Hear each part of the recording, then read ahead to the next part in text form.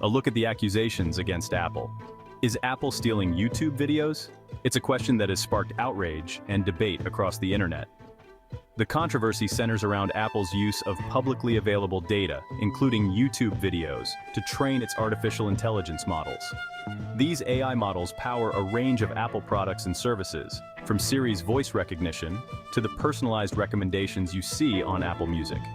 While using publicly available data for AI training isn't uncommon, the ethical implications of using copyrighted material without explicit permission have come under intense scrutiny.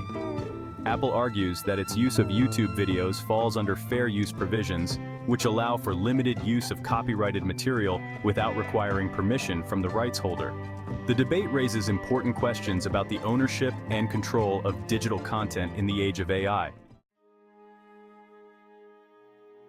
For many YouTubers, the idea of Apple using their videos to train its AI feels like a slap in the face.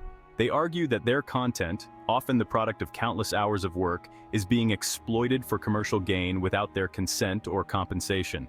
Adding fuel to the fire are reports suggesting that Apple's AI training dataset may include videos that were removed from YouTube due to copyright claims or violations of the platform's community guidelines. This raises the alarming possibility that Apple's AI models are being trained on content that was deemed inappropriate or infringing by YouTube itself. The outrage from the YouTube community has been palpable, with numerous creators speaking out against Apple's practices. Some have called for boycotts of Apple products, while others have demanded greater transparency from the tech giant regarding its AI training data and methods. The controversy highlights the growing tension between the rights of content creators and the data-hungry nature of AI development.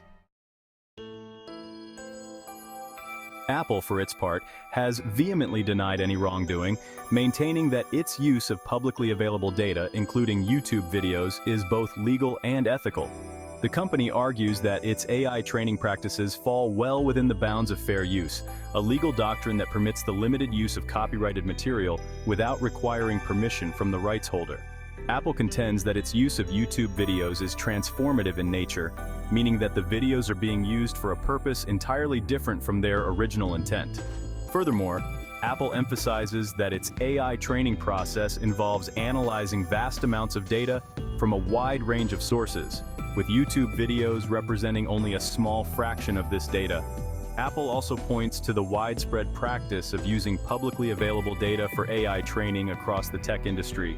While Apple's defense may hold water from a legal standpoint, it does little to address the ethical concerns raised by YouTube creators. Section 4. Fact-checking the controversy, what we know so far. While Apple's use of publicly available data for AI training is not inherently illegal, the company's lack of transparency regarding its methods and the inclusion of potentially infringing content in its datasets raise valid concerns.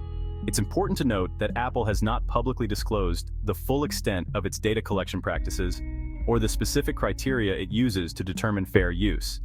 This lack of transparency makes it difficult to independently verify Apple's claims and assess the true impact of its AI training on YouTube creators.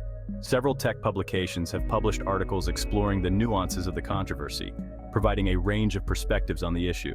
The controversy has sparked calls for greater regulation of AI development and data collection practices. Finding a balance between fostering innovation and protecting the rights of creators will be crucial in shaping the future of AI. Section 5.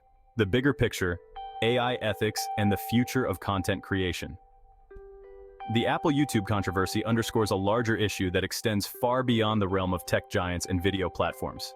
It highlights the growing tension between the insatiable appetite of AI for data and the need to protect the intellectual property rights of creators. As AI continues to advance at an unprecedented pace, this tension is only going to intensify. AI has the potential to revolutionize content creation, empowering individuals and businesses to produce high-quality content more efficiently and effectively than ever before. Finding a path forward requires a nuanced approach that balances the need to foster innovation with the imperative to protect the rights of creators.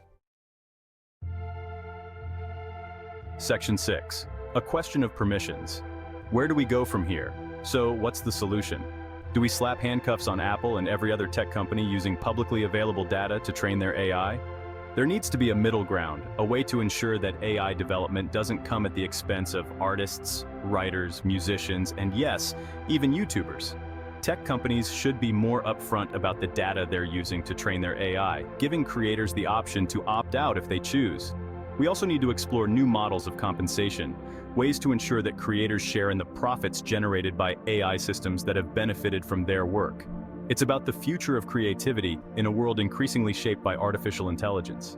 It's about finding a way to ensure that the machines we create don't end up silencing the very voices that inspired them.